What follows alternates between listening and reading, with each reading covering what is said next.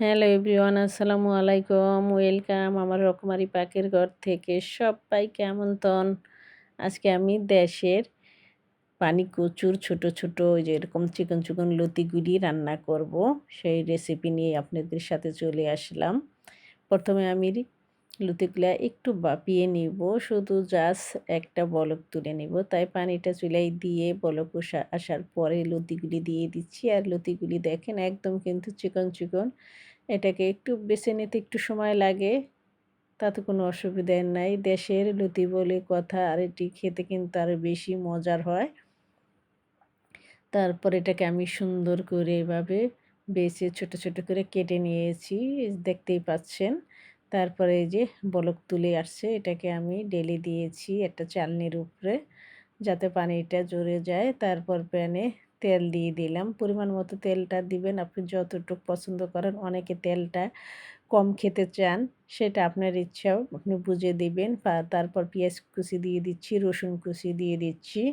এখানে কিন্তু আমি আদা রসুন বাটাও দিব। আর এটার সাথে আমি ছোট ছোট যে চিংড়ি মাছগুলি পাওয়া যায়, ওই চিংড়ি মাছ দিয়ে এটাকে রান্না করব একদম শুকনা শুকনা করে। আপনি চাইলে একটু ঝোল ঝোল করতে পারেন, তবে লতি যেহেতু একটু গলা হয়তো চুলকাতে পারে, সেজন্য আমি একদম শুকনা শুকনা করেছি। তারপর পেঁয়াজটা নরম হয়ে যাওয়ার পর আধা চা চামচ আদা রসুন বাটা দিয়ে একটু নেড়ে সামান্য একটু পানি দিয়ে দিলাম। আধা চা চামচ হলুদ গুঁড়া, মরিচ গুঁড়া, আধা চা চামচ ধনে গুঁড়া পরিমাণ মতো দিয়ে একটু নেড়ে নিচ্ছি ওই পানির সাথে। একটু পানি না দিলে কিন্তু মশলাটা পুড়ে যাবে, সেটা আমরা সবাই জানি। তারপর মশলাটা নেড়ে নেওয়ার পর তেল উঠে আসছে। এখন আমি ওই চিংড়ি মাছের যে পিউরির মতো যে আমি করে রেখেছিলাম সেটা দিয়ে দিলাম। এটা আপনারা চাইলে একদিন একটু বেশি করে এনে ছুটির দিন যেদিন আপনাদের কাজ কম থাকবে সেদিন এটাকে এইভাবে সুন্দর করে গুছিয়ে ফ্রিজে রেখে দিবেন। যখন দরকার হবে বের করে নেবেন। আমি ছুটির দিনে একটু বেশি করে এনে রেখে দিয়েছিলাম, লেজ মাথা ছিঁড়ে। আর যত ছোটোগুলোকে আমি পিউরি করে মাছের সাথে মিলিয়ে রেখে দিয়েছিলাম। এভাবে রেখে দিলে ভালো হয়, যখন একটু ভাজি করবেন একটু শাকের ভিতরে দিলে খুবই টেস্টটা দ্বিগুণ বেড়ে যায়। তারপর পরিমাণ মতো লবণ দিয়ে দিচ্ছি, দিয়ে ভালো করে যে নেড়ে নিয়েছি। কিছুক্ষণের জন্য আপনি ঢেকে দিতে পারেন।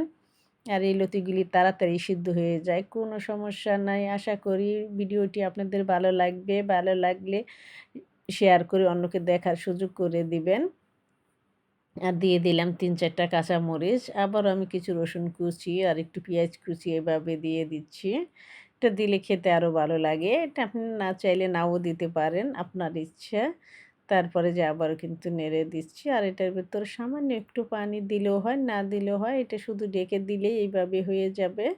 আর যেহেতু লতি দেখে সেজন্য কিন্তু এটার ভেতরে কোনো ঝোল রাখবো না। যদি ডাঁটা হতো, ডাঁটাও কিন্তু আপনি এইভাবে রান্না করতে পারবেন চিংড়ি মাছ দিয়ে। যদি ডাঁটা হতো তাহলে আমি একটু ঝোল ঝোল রেখে দিতাম।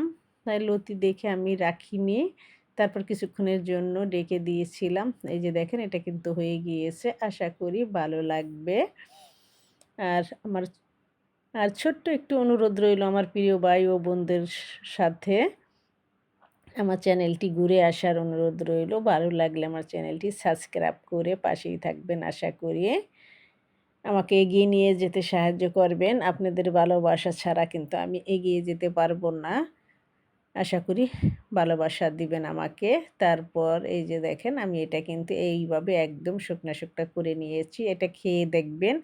এটার সাথে আপনার আর কোনো কিছুই লাগবে না। আমি আশা করি যেটা আমার লেগেছিল, আমার কিন্তু এটার সাথে ভাত খেতে আর কিছুই লাগে নাই। আমি এটা দিয়েই ১ প্লেট ভাত খেয়ে নিয়েছি। আশা করি আপনারাও পারবেন।